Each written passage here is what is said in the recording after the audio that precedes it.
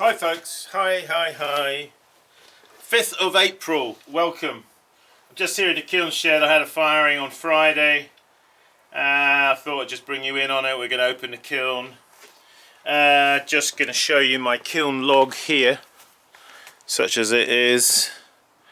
I haven't written it up yet with any comments.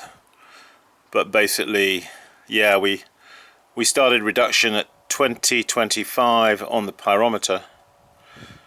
And we finished. Oh, that doesn't look right, does it? I've written 2024. We finished. That's supposed to be 2324. Don't know what I was thinking about there when I wrote that. I must have been tired. 2324 we finished, yeah. So yeah, that's a raw firing, no bisqueware in there whatsoever. Just using my regular clay that I use. It was a fairly quick firing actually. Anyway, let's get into it. We can talk about it.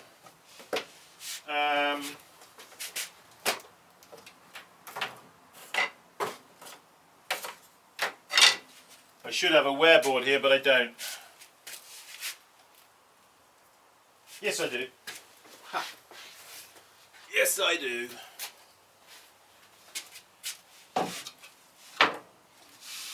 We'll put the pots on that wear board. The kiln, this is my usual little converted electric to propane gas kiln that you've seen me firing in.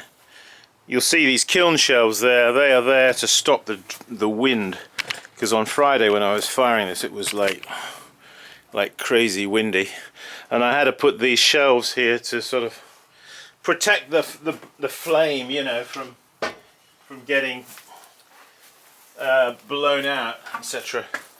Let's open her up. It's absolutely cold, of course. It's a pretty regular kind of firing. It's nothing really very exciting, I'm afraid, but I thought I'd show it to you anyway. So let's get it out. Some of these are orders I need to get out.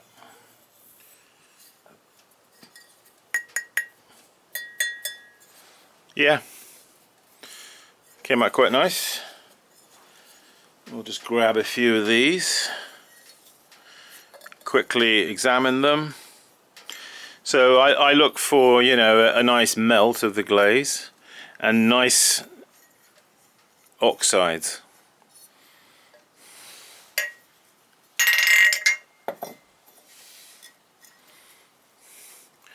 I like to see fairly nice bright oxides.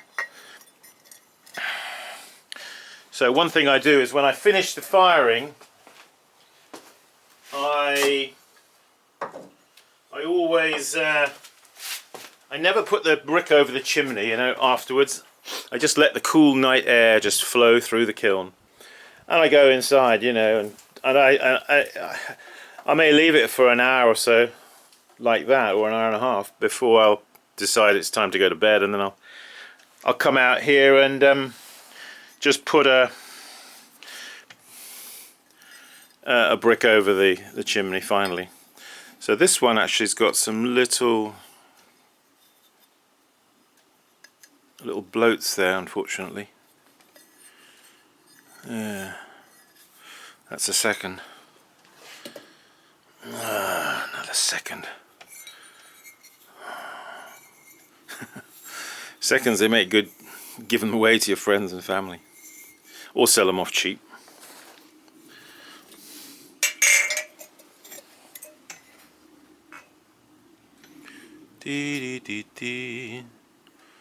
Okay. It's okay. Yeah, so I got the idea of letting the kiln just leave the brick off, you know, let the kiln just breathe through like that. Because in Spain once, when I was firing a kiln, I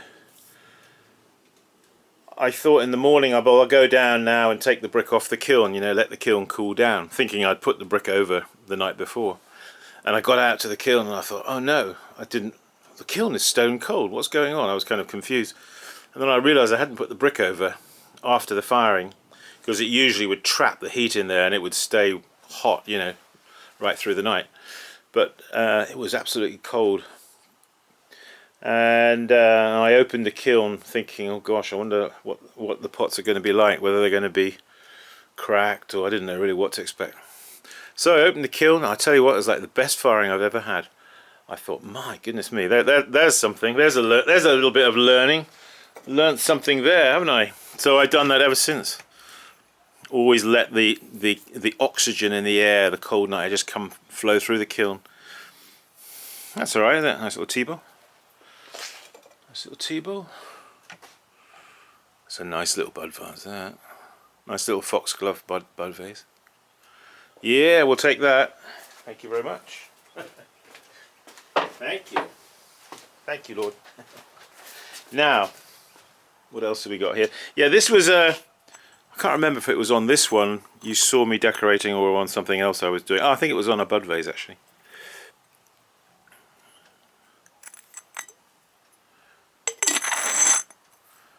I think it came out quite well. So these little dots that you see here all over that spatter of the iron oxide off the end of the brush, I flick it, you see, and that gives that effect. Yeah, that's that guy. And then I had, this was one you saw me do a while back. I say a while back, I mean it could have been a year back. This is just a pot that was thrown round and then, when leather hard, smacked with a paddle. Carefully smacked so it's nice and symmetrical. And then I made a couple of little lugs, lugettes, small lugs. And then I did this decoration. It's like a window type decoration, where you have like two distinct sides of a pot that kind of lend themselves to being decorated like that. So I had a rubber piece from a kit that I got for fixing a toilet. It's like the bit that goes between the tank and the lower bit, the pan. There's like a big rubber seal that sits between to make the seal. So I had that spare and I had it in the pottery, and I was thinking, actually I did a video, you saw me do it. I put that over this and then I poured glaze into that rubber thing, and then I carefully poured it out and then removed the rubber thing, and it left that fairly perfect. Anyway, that's how I did that. Yeah, I would say it was pretty successful. Pretty good, even though I say so myself. Let's get this shelf out. Remember, when you're removing kiln shelves, give them a little joggle like that before you lift them, in case there are any props that are stuck to the underside. Let's have a look at the cone, Mr. Cone. Mr. Cone. There we are. You see, that is a cone 10. Pretty nicely bent over, I would say. Let's dig down here, see if we've got what we got. Yeah, not bad.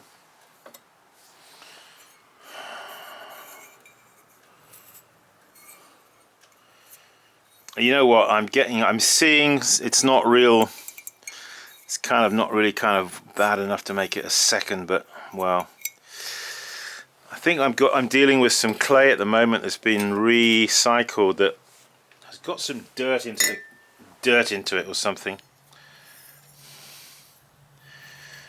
Yeah. All right. That is a problem with recycled clay. You know, you do run the risk of contamination getting into it. Even though, I tell you, even though you're careful, it's very difficult to,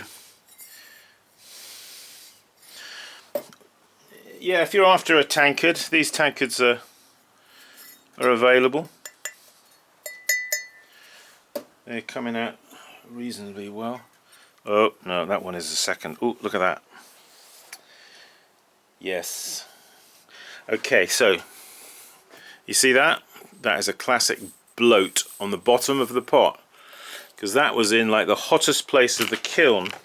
The hottest place of the kiln is, in this kiln, is on the bottom shelf at the front here. And that is classic, getting too hot. It's got too hot.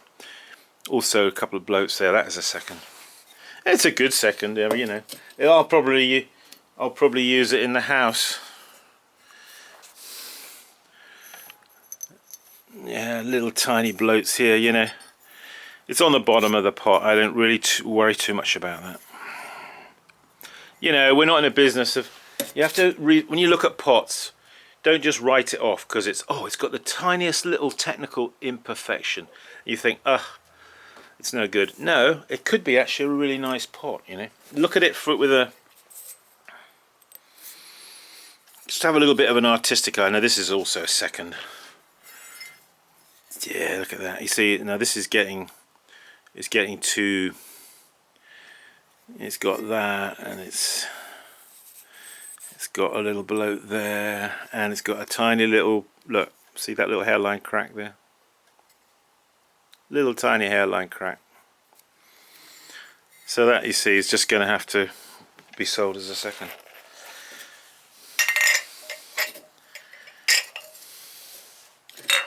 Yeah, I may have to in future on that front shelf, on that lower shelf close to the burners, I may have to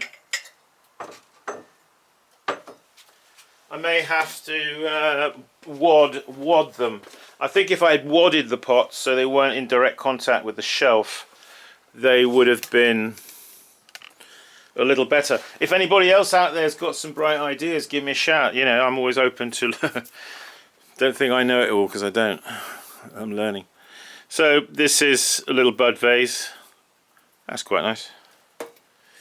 Here is another one of these little guys. They're kind of quite nice, aren't they? Yeah. Yeah. Don't let technical perfection rule a pot out if it's got nice artistic qualities. It's a mistake. But the Japanese are much better at assessing pots in that respect than we are in the West. We tend to be driven by technical perfection, even if it's aesthetically terrible. You sure should be driven by aesthetic considerations primarily. Nice. These are the ones you actually saw me make the other day. I did on the last video. You saw me doing these. Oh, I did a couple. You know, it was one of those videos when I was doing a bit of this and a bit of that and a bit of the other, if you know what I mean. Yeah, the actual firing was good, I think. You know, I mean, the temperature's good, the glaze is melted nicely, the pots are bright, the glazes, the reduction is good, the oxides are good.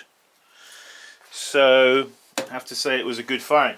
If it wasn't quite technically as good as I'd wanted it to, is because of the clay, maybe a little bit of contaminant in the clay.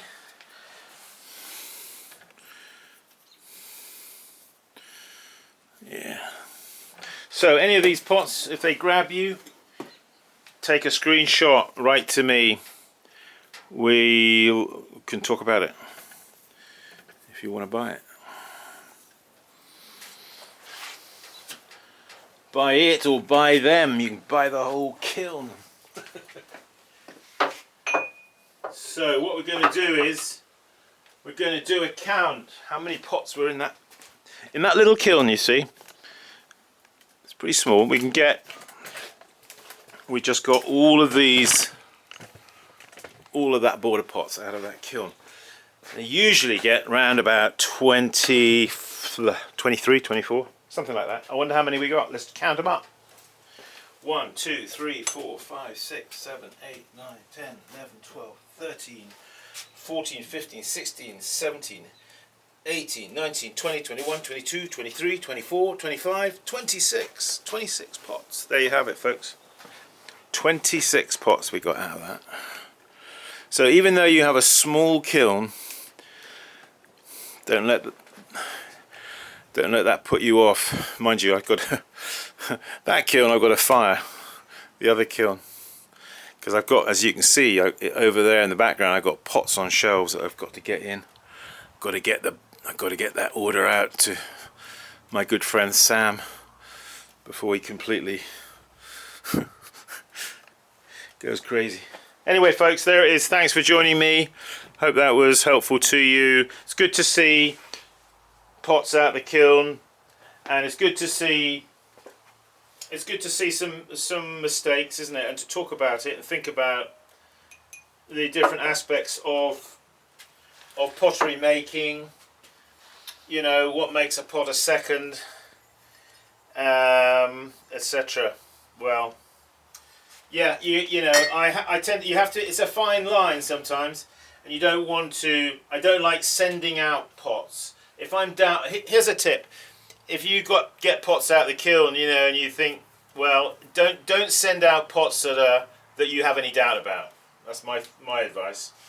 If you have any doubt about it, don't send it out. Keep it at home here, and then somebody can come, and if they want to, they can pick it up and have a look at it, and they can make a decision themselves about whether they want to buy it or not. You know, it's just my advice on that. So anything that is sent out by mail, I try to make sure it does not have any pretty, you know, any marked. Like if I sent that out with that little hairline crack there, which is nothing, quite honestly, and I wouldn't hesitate to use that in the house here for 20 years, and nothing would. That handle's not coming off, I can tell you. But you know, I still wouldn't send it out, because the person, you know, who buys it thinks, God, that's all he could do is send me one that's cracked. You know, why didn't he send me one that's, you know? And then occasionally you send something out and you don't see it. I generally didn't see that it had a little defect, you know. And then somebody, you know, they get on your case about it, you know. You know, if I ever send a pot out and it's a second, and I didn't know it was a second, and somebody wasn't happy with it, well, of course my immediate response will be, well, hey, I'm very sorry, I didn't see that, but look, let's see if we can work around that. You know, can I send you a trim tool, or can I send you a sponge stick or a cut-off wire as a recompense? You know, something like that. Or, you know, if they genuinely don't like it, you know, well, and they can't stand it, and they can't live with it, then okay, well, if you're going to have to send it back to me, then I'm afraid, and we'll have to replace it. Yeah, it gets complicated then, doesn't it? Well, who's going to pay for the shipping? Blah, blah, blah. That's why it's just better not to send anything out that you are in any doubt about. Okay, folks, there it is. Now I've got to write up my notes. No, actually, I'll tell you what I've got to do even before I do that. I've got to get, in about 20 minutes, the post office shuts. So I've got to get one of these pots out, or two of them I've got to send out. So we're going to have to cut the video short. Keep practicing. Thanks for joining me, and I'll see you in the next video. Bye for now.